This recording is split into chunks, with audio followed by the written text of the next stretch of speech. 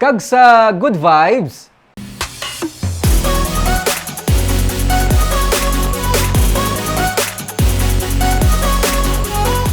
Iloy nga OFW nga 5 na katuig nga wala makapauli, ginsurpresa ang iya mga anak sa iya pagpauli.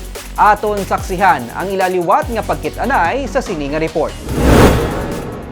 Sumugod nga nagluntad ang tensyon sa Hong Kong, tubtob na abtan sang pandemic, wala na nakapauli ang Iloy nga si Evelyn Alpon sang barangay Panakyaw sa Banwa sang Isabela.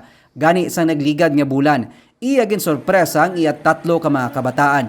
Istorya ni Evelyn, ginhambalan niya ang iya pamilya nga mapauli ang iya amiga kag may ginpadala siya para magtabo ang iya anak sa Bacolod Silay Airport.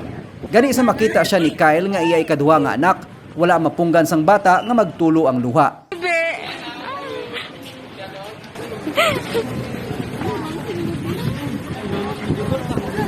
Mixed emotion gid sir, ara ang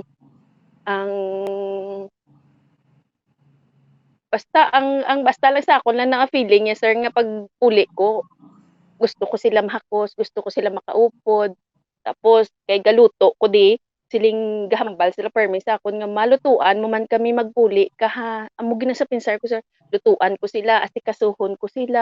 Gilayon silang nagpauli sa Isabela kag pag-abot sa ila Banwa.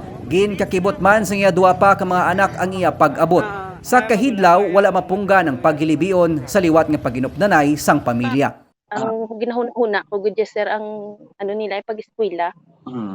Anong hambal nila simo sa ngara ka sa balay nyo?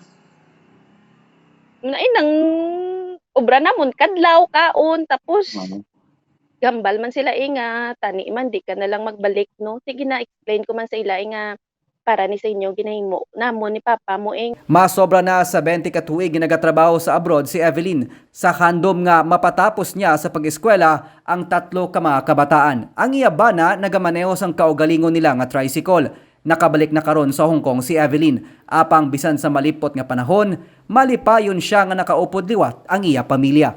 Uli ko ang needs sang kabataan mahatag kung simple lang ang kabuhi.